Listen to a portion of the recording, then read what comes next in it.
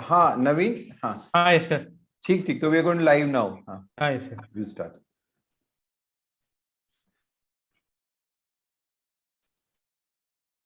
Okay, so good evening, everybody, and welcome to this postgraduate lecture series. And today we're going to talk about a very interesting issue of hyponatremia. As you are aware, the postgraduate lecture series is focusing about different aspects of pediatric endocrinology, and we are planning over the next 3 years to complete about the entire aspect on that regard. So today we're going to continue about the electrolyte part, and the topic today is on hypernatremia. Last session was on hyponatremia, and the recordings of all the sessions are already available on the YouTube as well as our website, so you can have access there. Today I'm joined by Dr. Sayan Banerjee, who is a fellow in pediatric endocrinology at Regency Center for Diabetes, Endocrinology and Research, and Dr. Naveen Narayanan, who is also a fellow in pediatric endocrinology, and both of them are completing their training tenure and would be appearing for exam soon. So hopefully this will be a good discussion issues from that perspective. So we'll try to keep our focus predominantly in terms of clinical aspects and relevant for postgraduate. So this will be simpler as compared to our other modules, but we'll try to focus initially on pathophysiology, which I'll discuss about. Then Sayan will take us through with regards to the etiological factors of hyponatremia, followed by discussions on evaluation, assessment, and management. And finally, Naveen will talk about clinical case scenarios, OSCEs, and examination pattern, just to recapitulate how hyponatremia should be addressed in terms of exam perspective. So if we now talk about hyponatremia, we'll start off with cases and highlight how relevant it is to have a proper evaluation in terms of hyponatremia. So we had this 14-year-old girl who presented with failure to thrive. And actually at 14 days, she was lower as compared to the birth weight. And that's a very significant finding in that perspective. She was entirely breastfed and was found to have a sodium of 182. So this was a very devastating scenario, very difficult to manage. And what it was found out was that this was actually what is known as breast milk related hyponatremia, in that there was concentrated blood of a sodium very high and concentrated urine, meaning that body is trying to eliminate sodium but it is unable to.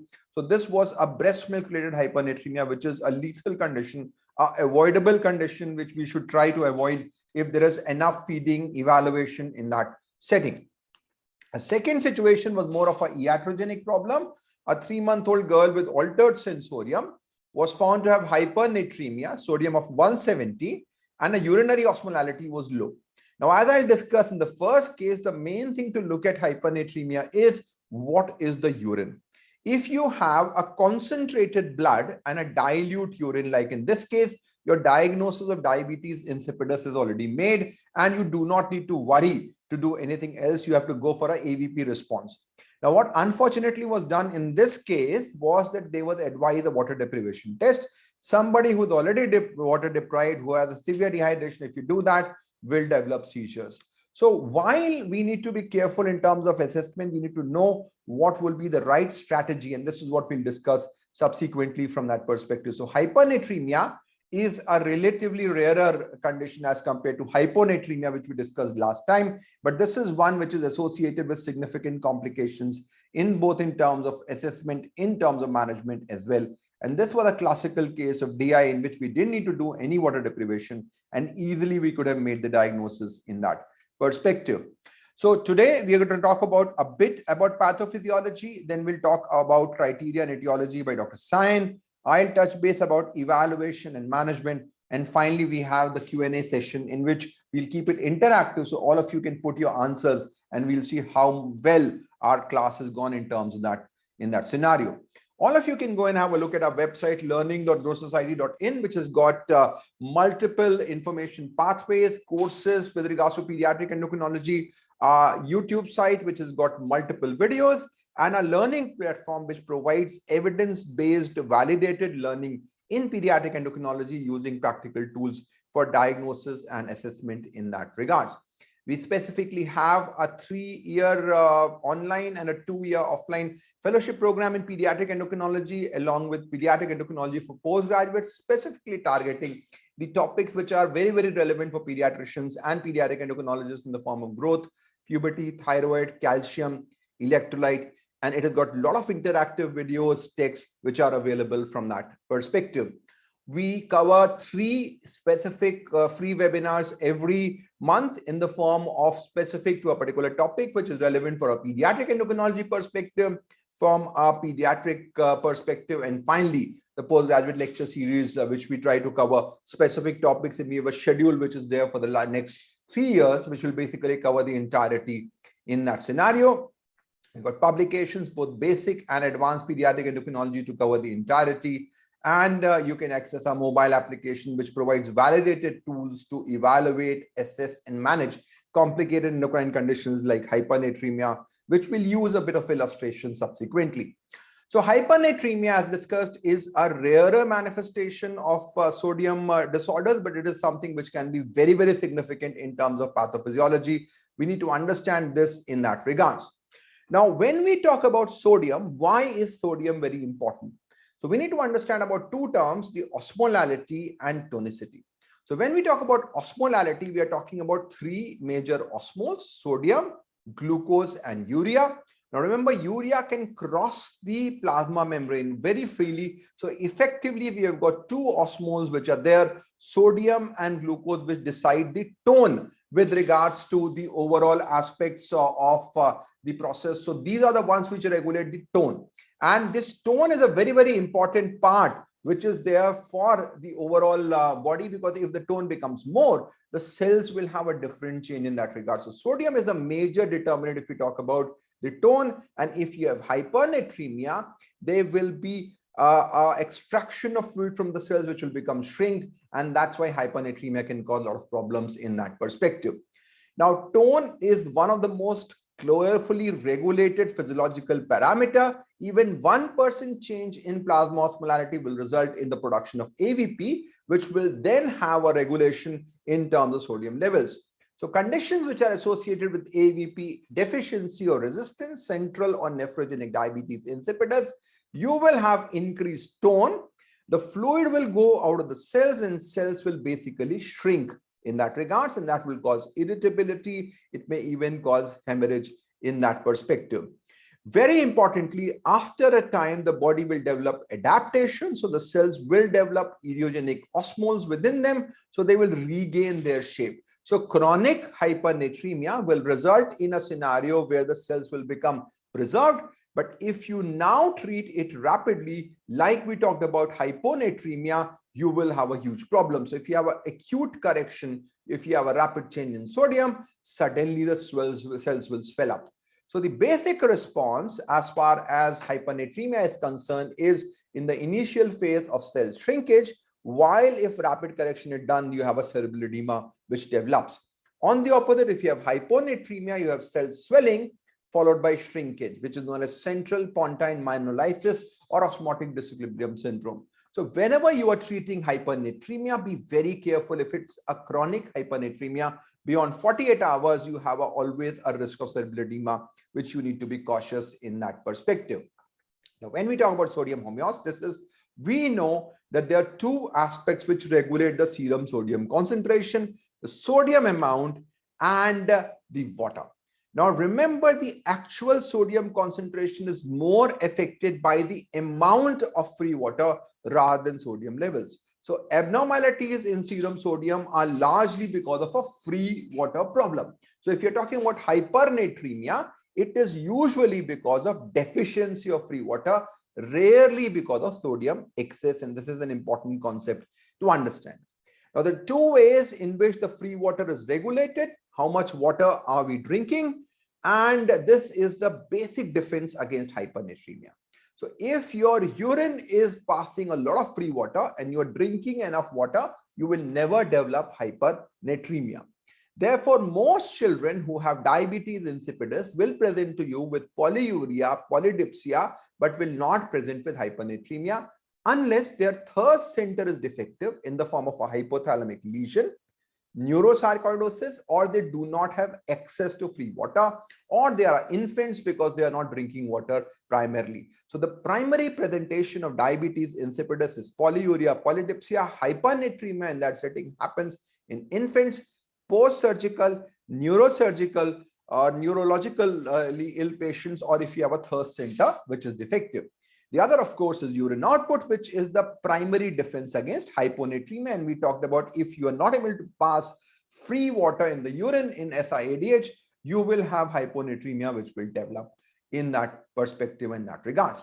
As soon as the tone increases, even by 1%, your extra blood-brain barrier areas like OVLT and subphonical organs will become activated, and they will produce the stimulus for AVP production from the hypothalamus, and this posterior pituitary and hypothalamus, the AVP will cause effect as far as concentration of urine, and therefore free water goes up and the sodium level will again come down in that perspective. On the other hand, if the volume goes down, so in that scenario, the renin-angiotensin-aldosterone system will get activated and will start causing conservation of sodium. The urinary sodium will go down, the potassium excretion will go up in that perspective. On the other hand, if the volume becomes very high, there is the third system which will come into the picture, which is the natriuretic peptide, which will cause loss of sodium in the urine. So effectively, conditions associated with RAS axis will not have hypernatremia. This is an important finding to remember. So as I said, hypernatremia can happen if your free water is less. That is classically you're losing lot in the urine, which is classically the situation of diabetes insipidus, or if your sodium content is more. Now, if you have too much sodium to eat, if you have got a renin-angiotensin-aldosterone system excess, you will immediately trigger the atrial natriuretic peptide system, which will take off the sodium from the body. So RAS excess states like primary hyperaldosteronism, hyperrenism, Liddle syndrome, upper and middle corticoid excess will not present with hypernatremia. They will, on the other hand, present with hypokalemic alkalosis. This is something which is important to understand. Now, water handling, largely most water that we drink is filtered, freely filtered, and it reaches basically the collecting duct, and it's there that it is mainly regulated in terms of water absorption. And this water absorption happens via the action of vasopressin on the vasopressin receptor, resulting in movement of the aquaporin channel towards the membrane. So AVP essentially is increasing the capacity of collecting duct to get out the urine, and this is a 10-time concentration. So in the absence of AVP, your urinary osmolality will typically be around 100 milliosmoles per kg, and if you have maximum AVP, it may go up to 1000 milliosmoles per kg. So in a way, AVP can actually change the amount of free water excretion, reduce it by 10%, by 90%. So this is a huge variation which happens.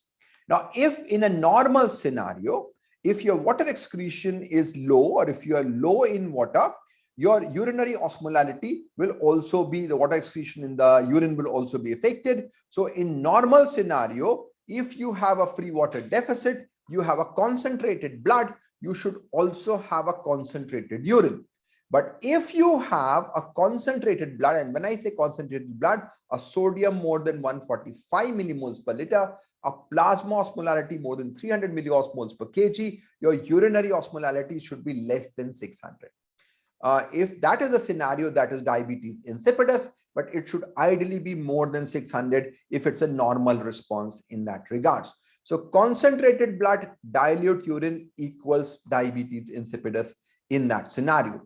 Now, as I said, that the most sensitive parameter that the body reacts is actually plasma osmolality. Even 1% change, an increase in plasma osmolality above 280 triggers a release of AVP. If you compare that to glucose, if you talk about a normal value of 80 to 120, your effects usually happen when the levels become less than 60. That is like 25% change. If you talk about temperature, you've got wider variations. So most closely regulated parameter in the body is plasma osmolality, and that's the importance of serum sodium levels. So as soon as your plasma osmolality goes above 280, sodium typically are above 138, your AVP will start coming into the picture. And by the time you reach a plasma osmolality of around 295 or maximum 300, you will basically have the maximum AVP secretion. So if an individual has a serum sodium above 145 in the hypernatremic range, plasma osmolality above 300, you will invariably have a concentrated urine. If there is no concentration, there is a problem in either AVP secretion or AVP action in that regards. The threshold for thirst is around 10 milliosmoles per kg on the right hand side. So when you are having a concentration of blood, you will first of all stop the leak. Your urine will come low and the thirst mechanism will become active later on. Because otherwise, if the thirst became active first, you would be drinking and passing in the urine. So when you have hypernatremia, the first response is stop the urine output, then you start drinking more water. Otherwise, it will be a wasteful expenditure in that regards. Having discussed all that, if we talk about hyponatremia, it can largely be because of free water loss. This will result in dehydration. So individuals will be dehydrated, or rarely because of sodium gain, where you will have features of fluid overload. Most common cause is a free water deficit, rarely because of reduced intake, especially in a surgical setting. If you're not giving enough fluids, if the infant is not drinking enough, there will be a free water. In that regards, rarely if there is a gastrointestinal loss, you will have hyponatremia, because gastrointestinal fluid is basically hypoosmolar. So if you're losing that, you will develop hypernatremia in that regard. So diarrhea and sweating, these all will also cause hypernatremia. The most common chronic cause of hyponatremia, though, is diabetes insipidus, in which there is no vasopressin. You will not be able to concentrate the urine. It could be because of a AVP deficiency or resistance.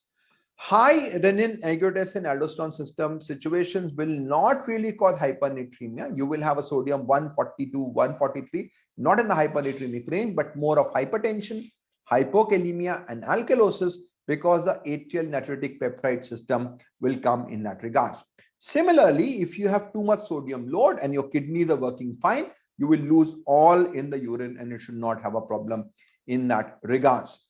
You can also have a scenario of osmotic diuresis like mannitol, hyperglycemia, recovery from renal failure, where these osmoles will drag water with them and you will have a free water deficit. So largely, if I say you want to know about the causes of hyponatremia, you're looking at this side of the spectrum rather than the other in that regard. So now I'll hand over the presentation to Dr. Sayan, who will cover about the etiological aspects of hyponatremia. So Dr. Sayan, over to you.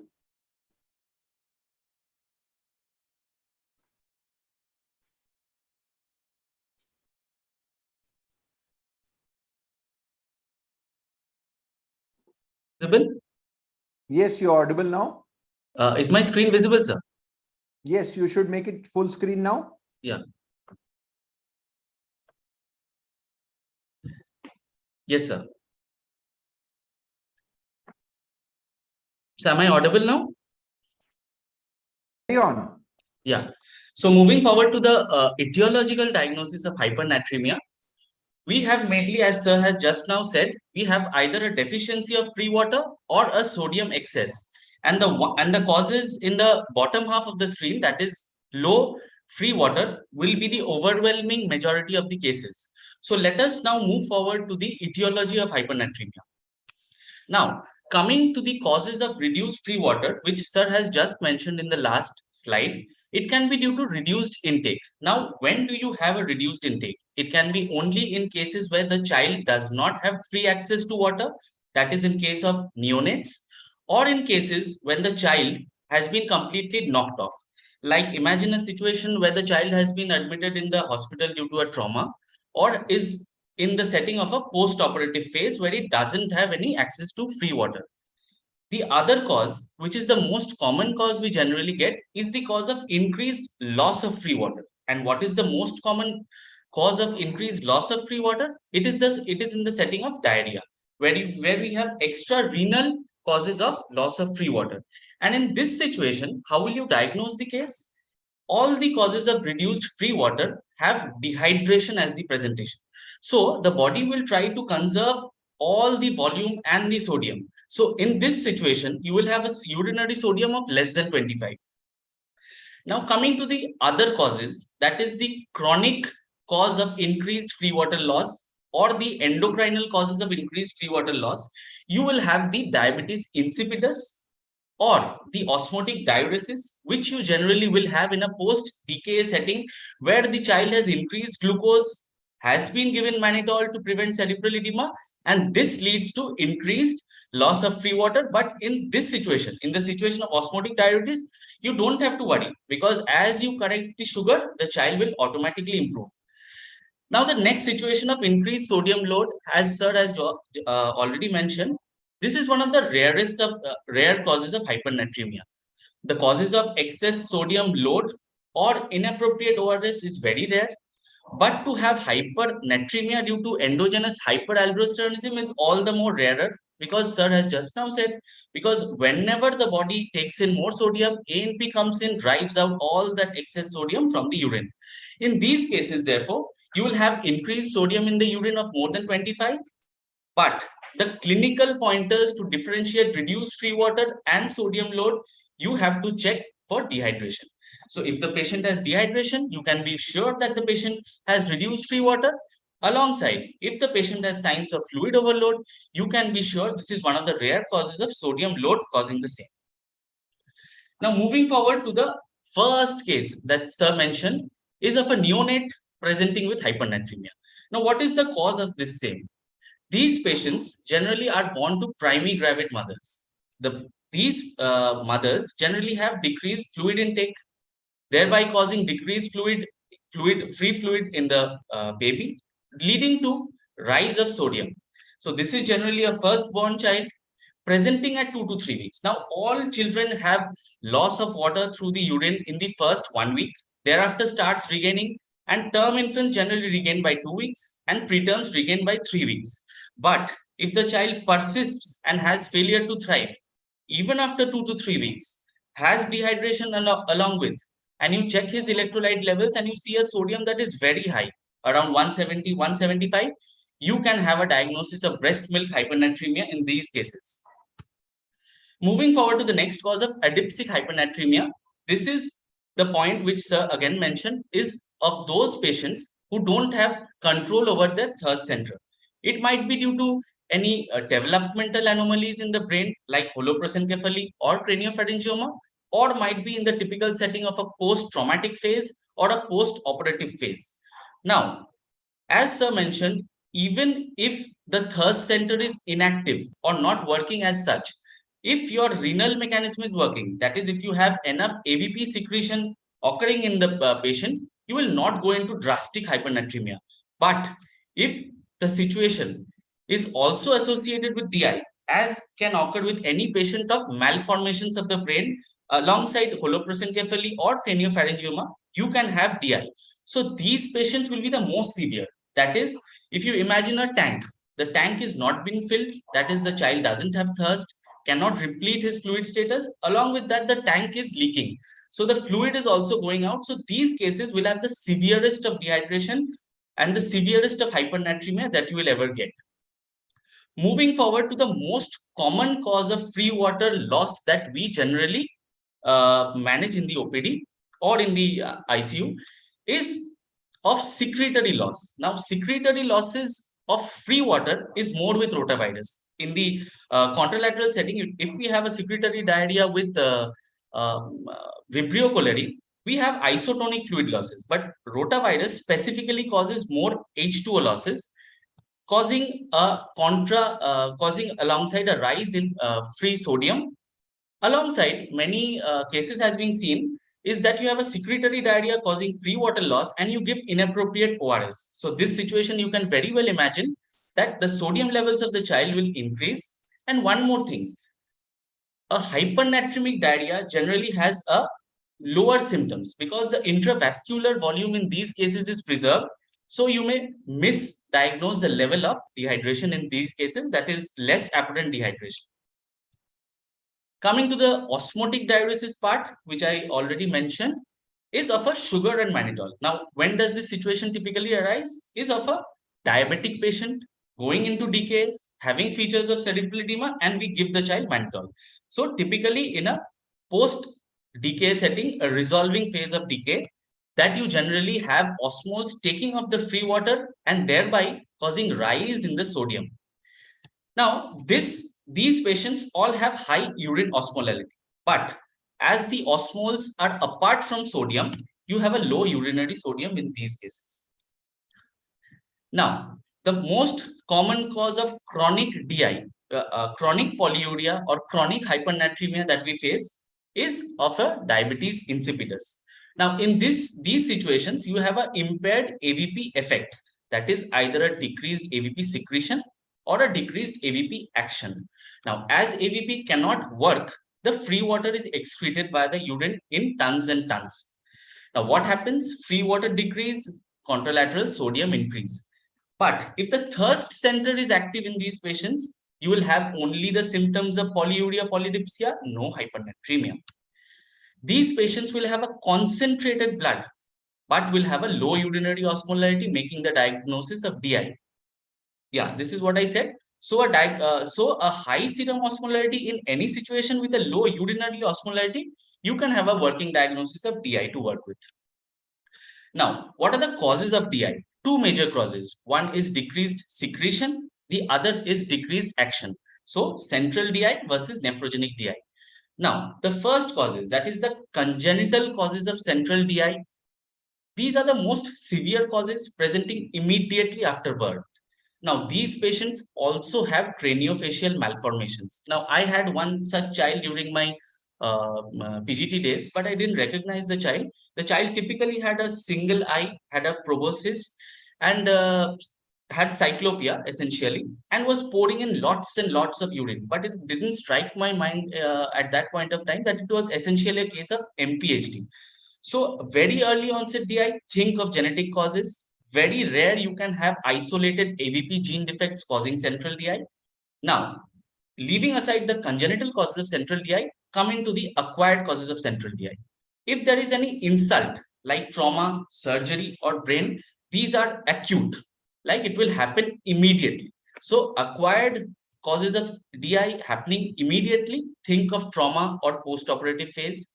If the situation slowly evolves with other disease manifestations being much more, think of other diseases causing DI.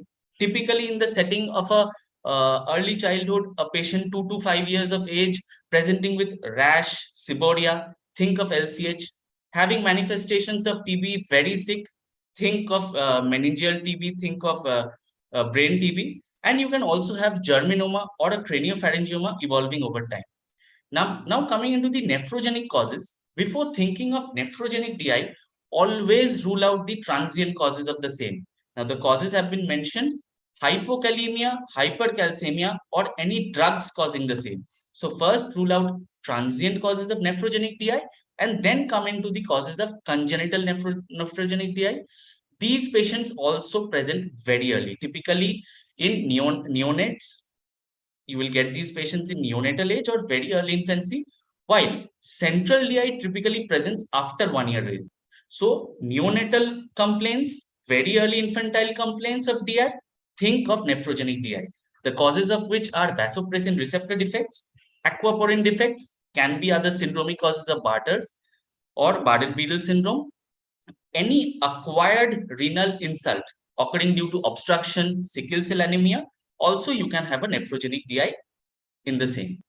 Finally, coming to the most rare cause of hypernatremia, that is of a sodium load. Now, when the body has increased sodium, the sodium in the blood also increases. Immediately, the volume increases in the blood. The volume goes and stretches the atrium, having immediate release of ANP. Now, what does ANP do? It immediately takes off the sodium from the body and you have restoration of normal volume. So, any cause of increased sodium will not present immediately with high sodium levels. As sir mentioned, in the typical setting of RAS excess, you will have a presentation of metabolic alkalosis, hypokalemia, and increased BP, but not with hypernatremia causing the same. And this is why this disease is self-limiting. Thank you. And for this discussion, and you have really covered a lot about pathophysiology and etiology and made my life very easy in terms of how do we evaluate and progress in terms of functions.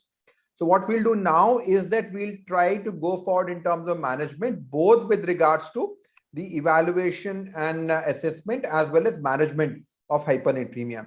In the interim, if you have any questions, you can put on the chat box and we will be happy to answer that once this part is discussed. And then, of course, if you don't have, Naveen has got a lot of questions which he will pose throughout that perspective, and that will be quite interesting towards the end of it. So be ready for that. So we'll try to cover the remaining part. A lot of it has already been covered. Now it will be more of a revision in terms of how do we approach and manage a child with hyponatremia. So as discussed, when you talk about hyponatremia, the three major questions that a clinician has to answer while facing an individual with hyponatremia is it really hyponatremia? If it is hyponatremia, is it a free water deficiency or a sodium excess? And finally, what is the cause? So now hyponatremia, we all know, basically the symptoms will depend upon the levels of sodium. So as we discussed, if the sodium goes up, there will be an exodus of fluid from the cells, which will shrink in that regards. So the acute symptoms of hyponatremia can be quite severe. If it's a rapid development, there will be altered sensorium, seizures, and hemorrhage may happen in that regards. With the time, the cells will produce their own idiogenic osmoles, and these idiogenic osmoles will restore the cell structure, and these acute systems will go off. It will present more now with fever, recurrent dehydration, failure to thrive. The classical presentation of nephrogenic diabetes insipidus is a 6-month to 12-month-old boy with complaints of recurrent dehydration, developmental delay, and fever, rather than an issue of hypernatremia, rather than polyuria, because they don't drink enough water, they become dehydrated. Now, if you do a rapid correction of this hyponatremia by giving too much free water, or you're giving vasopressin, you will have a sudden change in the overall flux, and the cells which were shrunk will now swell up and cause features of cerebral edema. So the acute manifestations of hyponatremia, as I said, are more towards cell shrinkage. The effect of treatment may actually cause cerebral edema in that perspective. Now, manifestations will depend upon the levels and the rate of rise. So if you have a chronic hyponatremia, as in chronic hyponatremia, the symptoms will be less. If you have acute ones, the symptoms will be more in that regards. So typically symptoms start from around 155 in the form of irritability, doughy skin. So they will be less dehydrated clinically than they actually are. So you will underestimate the level of dehydration, as you also do in diabetic ketoacidosis. Seizures typically happen beyond 165, and drowsiness and coma, of course, at a higher level. Now, as I talked about the first case of a sodium of 182 in breast milk hyponatremia, they will actually present with absolutely in the form of unarousable, in the form of decreased activity, and that will be the presenting features in that regard. And finally, you can have an intraventricular hemorrhage, which could be lethal in that perspective. Now, when should we suspect hyponatremia and diabetes insipidus, which is by far the most common cause? If you have seizures and altered sensorium, always get a sodium done. If you have a doughy skin with dehydration, think of hypernatremia. If you have unexplained fever, unexplained dehydration, unexplained developmental delay in an infant, always get electrolytes done. It could be a manifestation of nephrogenic diabetes insipidus. Now, hyponatremia classically is defined as a serum sodium above 150. Usually between 145 to 150, you will not have much symptoms. Very importantly, the site is important. So if you're taking a capillary sample, remember that the capillary sample may underestimate the severity of hypernatremia because it is lower from venous sample by 2 to 3 millimoles per liter. So if you're looking at a venous blood gas, you have to maybe add a couple of points before you really say this is not hypernatremia.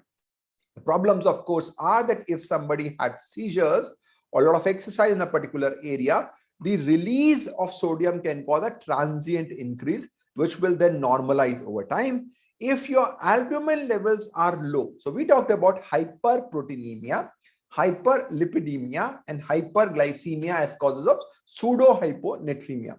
Similarly, if the albumin level is low, your sodium level will be falsely high in that regard. So these are the scenarios which you need to be a bit cautious about. Now, once you know it is hyponatremia, the next question is it free water deficiency or sodium excess? The answer to that is pretty simple. We talked about hyponatremia. We said the most important thing to look at is the volume. Here again, volume status will give you a clue. So if somebody is having polyuria and dehydration, you're mostly dealing with a urinary loss of free water, and it's more like a free water problem. Specific pointers to diabetes insipidus are nocturia, preference to cold water. Now, why do they prefer cold water? Is that the throat receptors are very sensitive to cold. So if you're taking ice or if you're taking cold water, they will be satiated earlier. So cold water preference, watery urine with no odor classically will go in favor of diabetes insipidus. Ask about history of diarrhea and whether ORS has been prepared, which is one of the most common causes of hyponatremia in infancy in that regards. And of course, ask about feeding, dehydration, that will give you a clue in that regards. So if we compare free water deficit versus sodium excess, you will have a low urinary sodium and dehydration in free water deficit, and sodium excess will have a high urinary sodium and a fluid overload in that perspective. Now, the final question is, what is the cause of hyponatremia? You have to go to clinical examination. And as science said, always if you have a 2 to 5 year old child with hyponatremia and polyuria, look at rash, ear discharge, organomegaly, seborrhea. This could be a classical feature of histiocytosis. Look for midline defects. Look for vision, roving nystagmus. This could be a sign of septo-optic dysplasia in an early onset central diabetes insipidus. Hearing defects may be a manifestation of diabetes insipidus, diabetes mellitus, optic atrophy, and deafness. The Wolframin gene defect. Take a very careful history of drugs like lithium in particular, amphotericin B, and tubulopathy causing drugs like ifosfamide.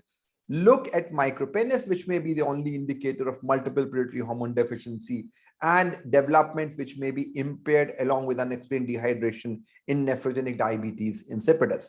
Look for neurological features, CNS insult, and look for infection. That will give you a clue. Now, the most important investigation once you have documented hypernatremia is to look at the urinary osmolality. You have concentrated blood. Now, your urine is concentrated or not is the question. Everybody who has a sodium above 145 or a osmolality above 300 should have a urinary osmolality more than 600. Less than that is DI, and less than 300 is complete diabetes insipidus. Urinary sodium will be relevant if you have got a high urinary osmolality to look at whether the sodium is being lost or you have an alternate osmoles, as Sam talked about osmotic diuresis. So if urinary sodium is low, you're dealing with an extrarenal loss. If urinary sodium is high, you're dealing with a salt load in that perspective. And finally, don't go for water deprivation, go directly for a vasopressin response. If somebody is hyponatremia and you give vasopressin and your urinary osmolality increases by 50%, this is central diabetes insipidus. If the rise is less than that, it is nephrogenic diabetes insipidus in that regards. So vasopressin test basically is done if you have hypernatremia and a low urinary osmolality, concentrated blood, dilute urine. You give aqueous vasopressin 0.1 unit per kg, look at urinary osmolality at 2 and 4 hours. If the urinary osmolality rises more than 50%, this is central DI, less than 50% is nephrogenic DI in that regards. So if you look at a normal response, as your plasma osmolality goes up, your urinary osmolality should really go up. And if you give them AVP, there should be no effect in that regards. But if you have diabetes insipidus, even if the plasma osmolality is going up and 300 is taken as a figure, you will have still a dilute urine. If you give vasopressin and there is a rise, this is complete central diabetes insipidus. There is no rise, this is complete nephrogenic diabetes insipidus. So basically, if you want to classify AVP response is the best way to identify. Your picture doesn't end there. You have to look for neuroimaging, in particularly if there's central DI, and look for renal imaging. Another workup, it's nephrogenic DI. Beyond that, we are not focusing because we're focusing more on hyponatremia today. So just to summarize the approach, start with salt load, mannitol, diabetes, which may be the rarer causes of hyponatremia. If they are not there, look at urinary osmolality. If urinary osmolality is less than 600 in hyponatremia, that is diabetes insipidus. If the AVP response is present, this is central DI. Absent, this is nephrogenic DI. If, on the other hand, you have got a concentrated blood and a concentrated urine, look at urinary sodium. A low urinary sodium in this setting means a extrarenal loss. A high urinary sodium will indicate a sodium load in that perspective. So the most important investigation here is urinary osmolality and then the AVP response to identify DI in that regards. So we'll start off this cases. So this was the first case we already discussed. 14-day-old girl with failure to thrive and had lost weight, was breastfed, high sodium, and this is a classical case of high urinary osmolality and high urinary sodium. So this is a case of sodium load. This is what we know as breast milk hyponatremia because of inadequacy of breast milk, as science so nicely talked about. The key here is to measure the birth weight at 14 days in that scenario. 6-month-old boy with dehydration, dovey skin, we already discussed this, sodium 178. So now we have hyponatremia. The next question is, what is the urinary osmolality? Urinary osmolality here is high. So what we are looking at, look at urinary sodium, which is also high, which basically means the sodium load. And what was found here was that there was a diarrhea and inappropriate ORS was given in that scenario. So this is a classical example of hyponatremia because of sodium load, because the ORS was not prepared adequately. 3-month-old girl with altered sensorium, already discussed this case. Hyponatremia, advised water deprivation test. Very important message: if you already have hyponatremia, do not go for a water deprivation test because it is not required in that scenario. A 6-month-old boy with failure to thrive, hyponatremia, and what you are seeing here is that the urinary osmolality is low. So you have concentrated blood and dilute urine. This is diabetes insipidus. If you have a 6-month-old child, I think you should start thinking of a possibility of nephrogenic DI already. There is no AVP response. So this is a case of nephrogenic diabetes insipidus, and you have to manage accordingly. So if you look at a combination of urinary osmolality, you will get the diagnosis. 3-year-old boy with polyuria, sodium is 154. You have to look at urinary osmolality, which in this case was low. So concentrated blood, dilute urine. This is diabetes insipidus. The next question is the central or nephrogenic? You give a vasopressin response, the urinary osmolality increased by around 120, which is more than 50%. So this is central diabetes insipidus. The next question is, what is the cause? So you look at the child, he has got rash, he's got seborrhea, he has got hepatomegaly, he has got bony defects and lytic lesions. So this is classical case of histiocytosis, which is causing these problems. So basic evaluation will give you the diagnosis in that regards. Very important case, 13-year-old boy with encephalitis on ventilator, has developed polyuria. Sodium is 180, very high serum sodium, and urinary osmolality low. So this is diabetes insipidus.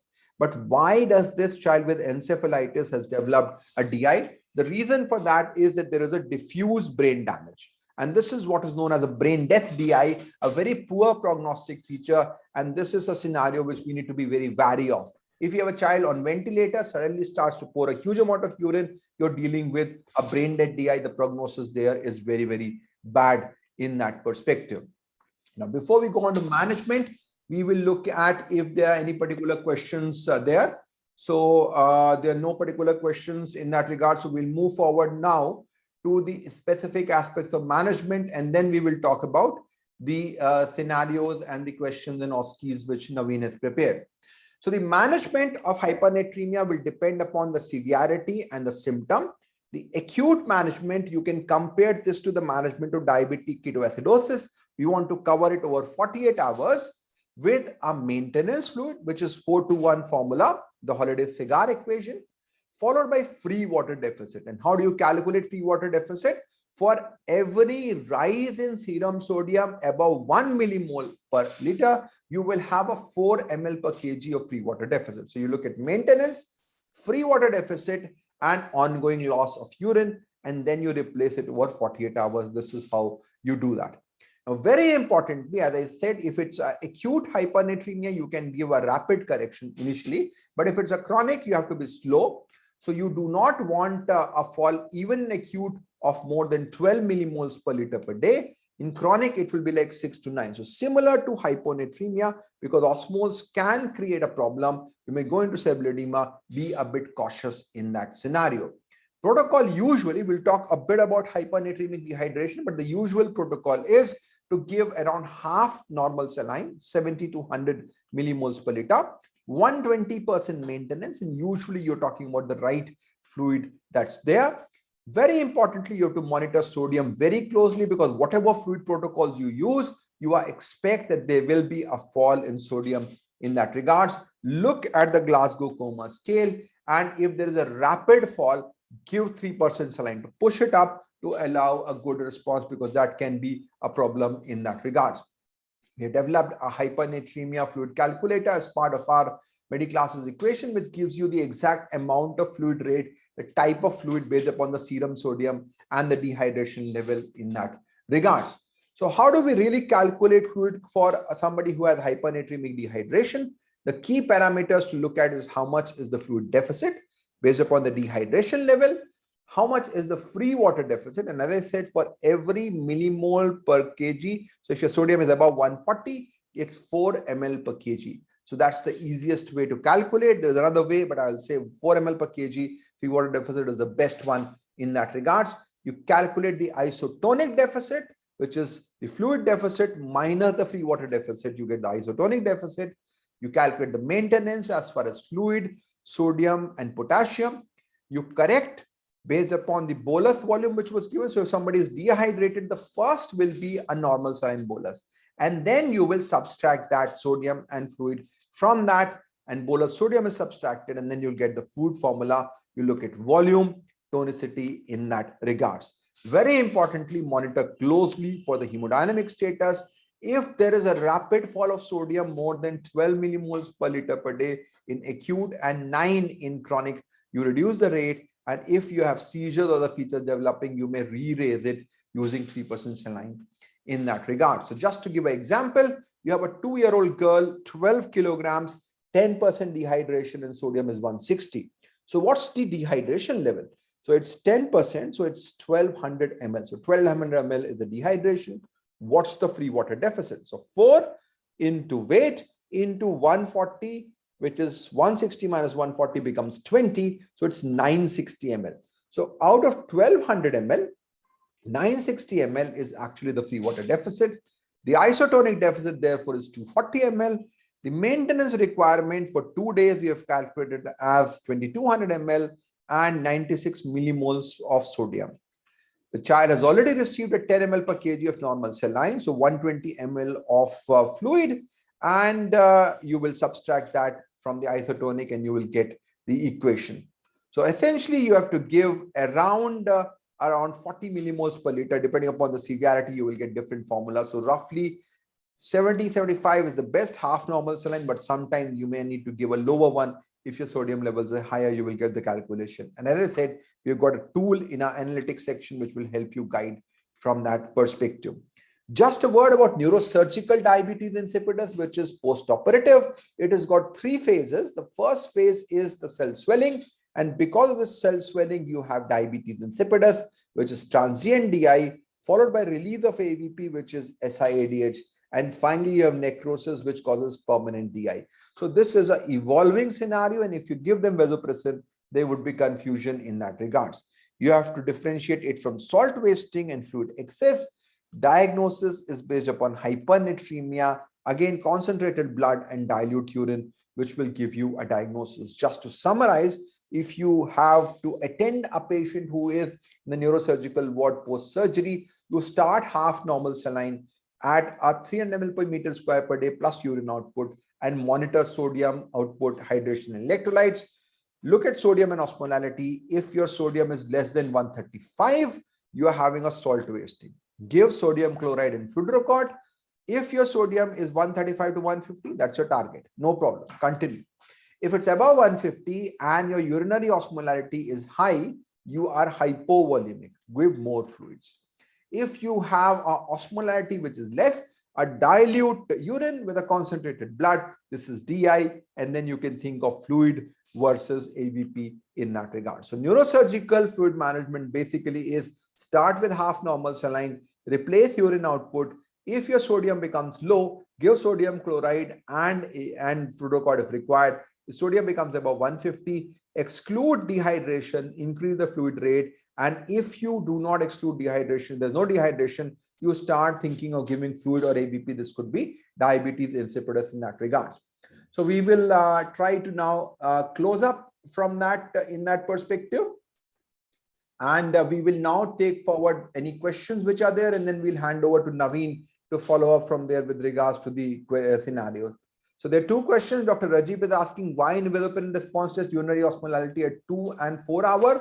The reason for that is that when you use at 2 hours, sometimes there may be a loss of medullary gradient. So if you have a permanent scenario, a long-standing DI, the urinary concentration gradient is lost. So at 2 hours, you may not get a good response. Dr. Anusha is asking about the fluid correction slide. We'll come back to that slide again once we have a discussion, Dr. Anusha. There are two on the chat as well. Okay, so now I think we'll hand over, we'll start the presentation. We'll start with Dr. Naveen, who will talk about key aspects of hyponatremia. And before he does that, what are your key suggestions in terms of hyponatremia, Dr. Naveen, to the postgraduates?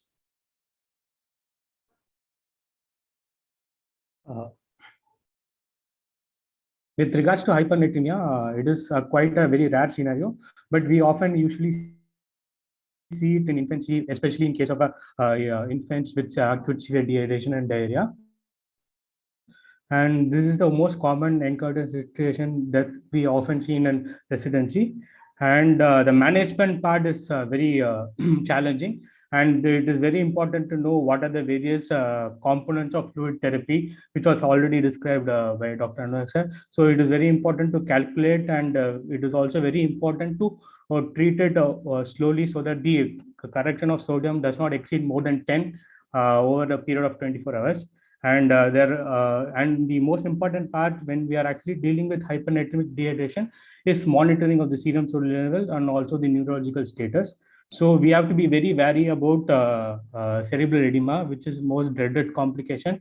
So, and whenever we actually consider a case of cerebral edema, which either in the form of seizures, we should not worry regarding the serum sodium report. We need to immediately give 3% NS. So we should always have a hand of 3% NS even when we are dealing with a case of hyponatremia. That is the one thing which is commonly encountered in the clinical practice, especially during our residency days. And another thing which actually which was actually seen in my experience, and many professors also used to say that the most common cause which we encounter is the cause which is actually created by the residents. So it is mostly the iatrogenic cause which is extremely common. Whenever we encounter a case of hyponatremia, it is very important to go through a treatment charts and to see what is the exact dosing of 3% NS, 3% hypertonic saline, or a case of mannitol, which we usually give in a case of meningitis patient. So whenever we have hyponatremia, the first and foremost thing is to look for the history and to look from our side whether the treatment was right, whether the fluid containing sodium was actually was not high or whether it is normal. So this is a very important aspect which also has to be taken care when we are actually as a resident, when we are actually dealing with hyponatremia. This is also one of the important things to be considered during evaluation. Very important messages. Yeah, you've given very important messages. Key messages that whatever you do in somebody whose sodium is above 170, you will always have a very high risk of seizures. So be ready for that and give 3% saline, keep 3% saline ready from there. So now I think we can carry forward with your case scenarios. Yeah. And one more thing I just want to do with regard to the preparation for your exams, and hyponatremia is a very common topic which is not seen clinically, but with regards to the exam, it's very common. And the things which you need to focus are the causes, clinical manifestation. Most important aspect would be the management aspect, which is commonly asked in OSCE. So I've actually made it in the form of 3 cases where I'll be discussing the common questions which is generally asked in OSCEs and also in your DNB and you're also in AMD exams.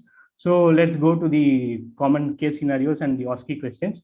So we had a 3-year-old boy who actually had a previous history of seborrheic dermatitis and hepatosplenomegaly, and he came with a complaint of polyuria and a serum sodium of 152. So we have a child with polyuria and a serum sodium of 152. So in this case, what would be the next important investigation? So I would like you people to answer in the chat box. That would be easy for us to look through. So you can put your answers in the chat. So the question here is whether you will go for a water deprivation test. That is the primary question, because everybody, when we talk about algorithms, we talk about you go for a water deprivation test. Now, whether you will go for that or is there some other investigation you like to do? So there are few ones which are coming on the Q&A. Dr. Piyush is talking about urinary osmolality and urinary sodium. Anybody else? So Naveen, what do you think? Yes, sir. Urinary osmolality is the next important because we have a renal cause of high sodium levels. So the most important thing is to look for the urine osmolality, and Dr. Piyush has answered it right. So if you look at this approach, it clearly says that urinary osmolality would be most important. And yes, simultaneously, you can get a urinary sodium, which of course is a practical aspect from that regards. So we'll move forward to the next part. And this is the question which is often encountered in the exam. So what are the various clinical manifestations of hyponatremia? So when do you suspect that child may be having hyponatremia? Mostly if it is a chronic case, and what is the most important clinical examination that you will see that you will never forget when you actually examine it once during your residency days? That skin feeling that you can never forget when you actually see it once in your life. So as discussed earlier, if you talk about clinical features, the clinical features will depend upon the severity, the rate of fall, rate of rise of sodium. So acute symptoms will be altered sensorium, seizures. Chronic will be fever with failure to thrive. And dovey skin is what Naveen is saying is very, very important. Yeah. Next part of this question will continue. And we talked about the manifestations already. So now, what is your next question, Naveen, in this case of a 3-year-old boy with seborrheic dermatitis, hepatomegaly, and serum sodium of 152? What's your next question?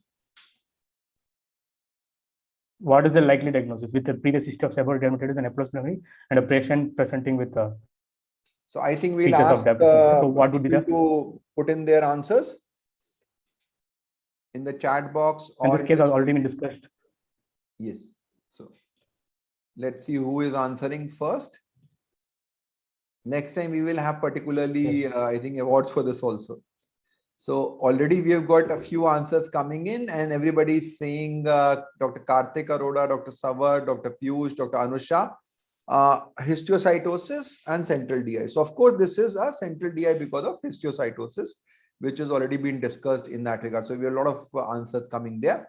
So this is a classical case. You have got a hyponatremia, a low urinary osmolality, post-AVP response, which was done, which was positive, rash, seborrhea, and these things you of course will have histiocytosis. So what are the messages from this case, Naveen? So whenever in the age group of 3 to 5 years, especially with the previous history of rash, or especially in case of a child present with polyuria and diagnosed as diabetes, it is important to look clinically for hepatosplenomegaly, seborrheic dermatitis, rash, and ear discharge. And Langerhans histiocytosis is a very common cause of DI, especially in the And second big message is that whenever you say idiopathic central DI, the term is actually very, very dangerous. Never consider a central diabetes insipidus to be idiopathic. Even in older age group, the risk of a malignancy is very common. So you might have to do multiple MRIs on follow-up before you really say this is idiopathic. 2 to 5 years, usually you get an X-ray, you will get these lytic lesions which are there. Now, next case, Naveen. So this we already done. Okay, now this is, I think, a clear-cut question. You can ask this one as well. Which investigation is contraindicated in this scenario, especially with the sodium of 152? So quickly, I think, and it has lethal implications. Yeah. So we have talked about urinary osmolality and the urinary sodium, but what test should not be done in this scenario? That also is very, very relevant from that regards. I think, let's see, Dr. Piyush already answered. So it's water deprivation test, which should not be done. So I think this is very, very clear message. If you have hyponatremia, why are you doing a water deprivation? The reason for water deprivation is to actually achieve hyponatremia. So like in this case, if you do hyponatremia, you will have dehydration, your child will become more sick. Next scenario, Naveen.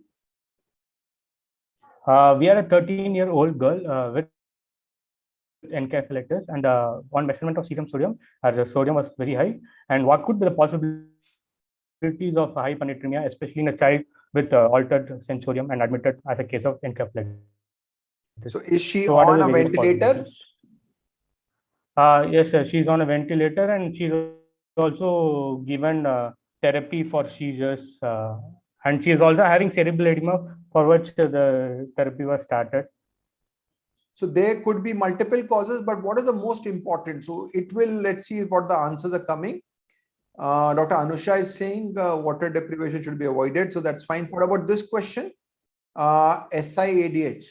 So do you agree?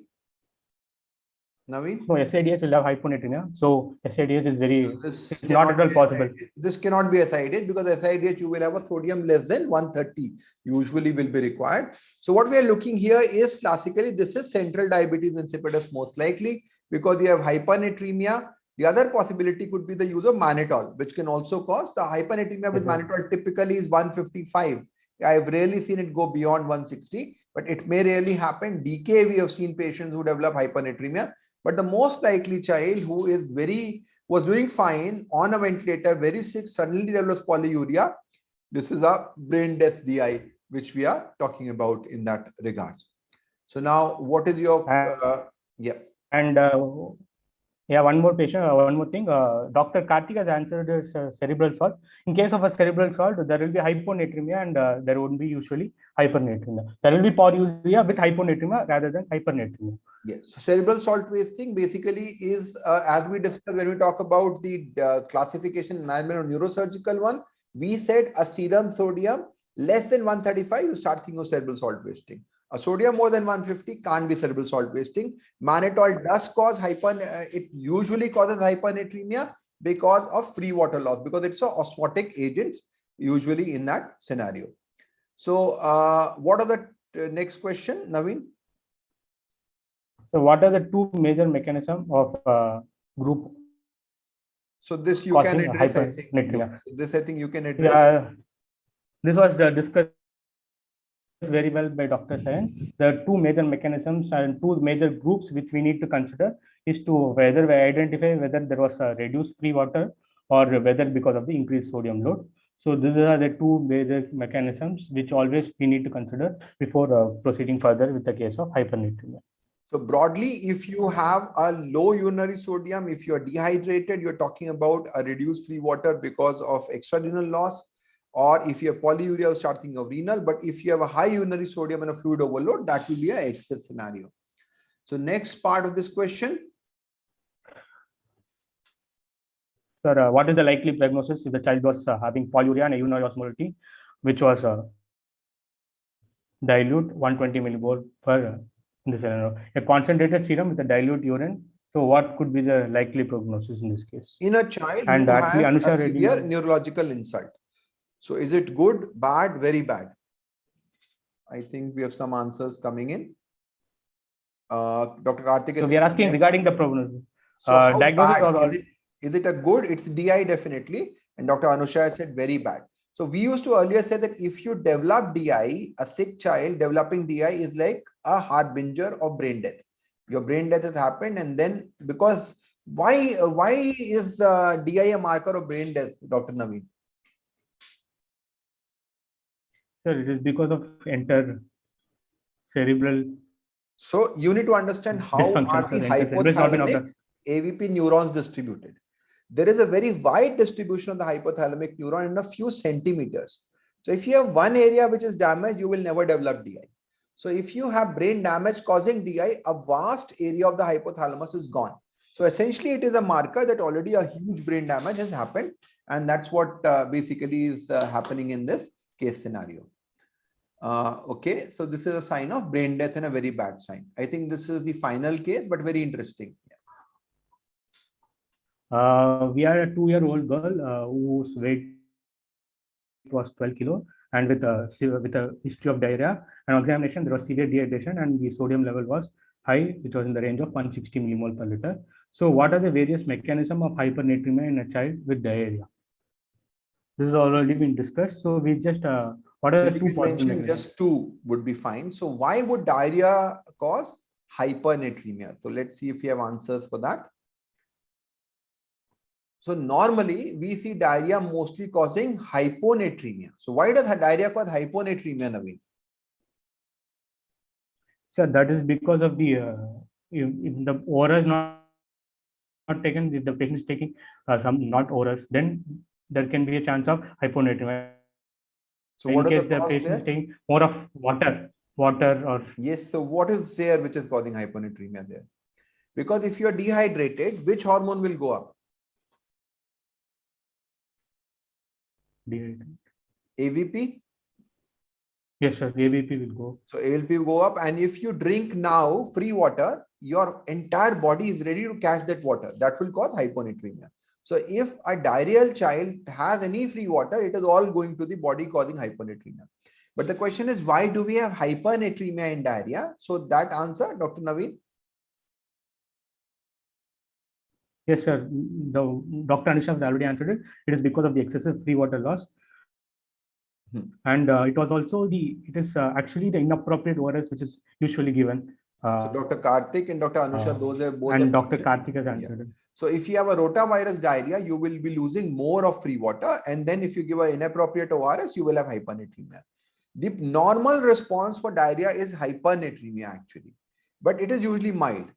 But if you take free water, you will have hyponatremia. If you take high sodium, you will have hypernatremia. That's a very simple way to go forward from there.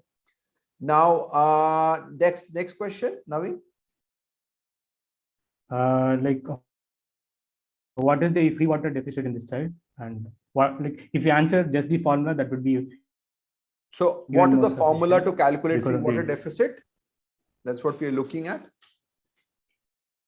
Anybody? So for every millimole of sodium, how much rise, how much is the free water deficit which is there? If you tell us that much, that will be enough.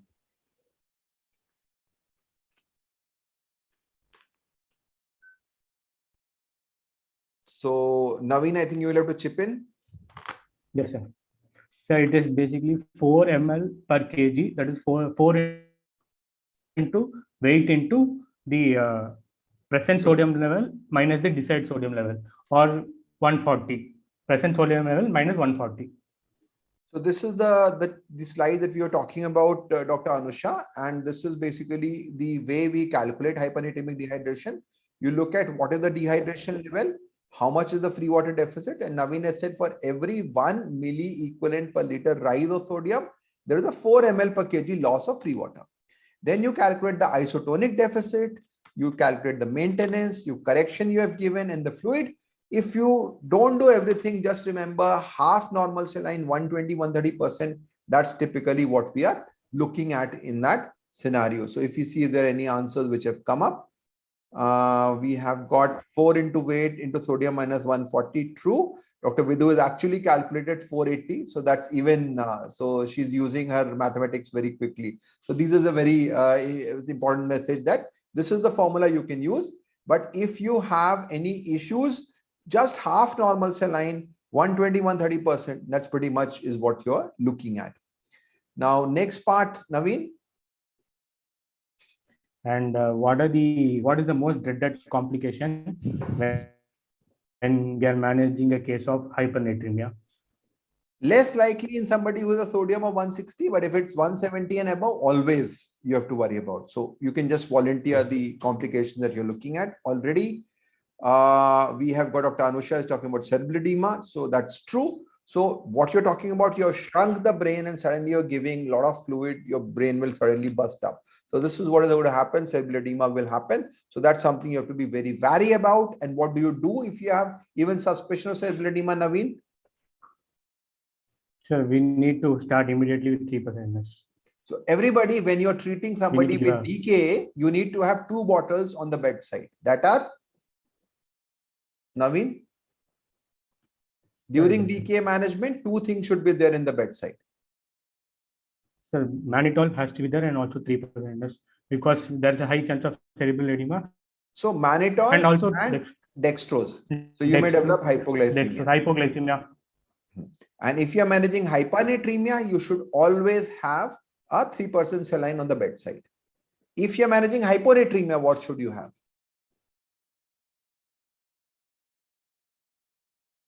Dextrose? So in this case, we need to increase that dextrose. So if you have hyponatremia, you can give free water. So if you have a very, very rapid rise of sodium, you can either use a AVP or you can use a dextrose plain. Free water basically is what is required. So I think this is a message. Then when you are having rapid changes, always think of opposite treatment also, which should be there with you. So I think this was a very, very interesting discussion, and a lot of informations were discussed and shared from both perspectives. All of you, so this is what we talked about. If you correct very rapidly, you will develop cerebral edema, which is there. So at the end, we'll thank all of you for patient hearing. It is a weekend, a lot of questions, interactions have come up. You can all go and have a look at our website, applications and books. I'll really thank Dr. Naveen and Dr. Sayan for being part of this program, and they've really made it very, very interactive in that. We'll just touch base if there are any Q&As which are there. How about severe hyponatremia like 190 over 3 days correction? Generally speaking, if we have a very, very high level of sodium around 190, that's a very dangerous scenario. There's a very high risk of metabolic acidosis which will happen. There's very high risk of renal failure. So while we have to correct it slowly over a 72-hour period, I will be very cautious and start considering dialysis as a scenario in that regard. So that's something. Otherwise, if you waste time, that will be a very, very severe situation in that regards. So I think that is pretty much the questions. So thanks all of you for joining us. Thanks Dr. Naveen and Dr. Sayan for this interactive session. And we will be uploading the videos of this presentation soon. And we will be having next session on hypokalemia in a month's time from now. So we are having this every month. The schedule is very there already. So I think that's there. So Dr. Piyush is asking one question, explain how to calculate sodium deficit as body weight. So body weight is that for every 1 millimole per liter rise of sodium, you will have a 4 ml per kg of free water deficit in that regards. So that is the formula we're talking about. So I'll thank all of you for patient hearing, and especially Dr. Naveen and Dr. Sayan.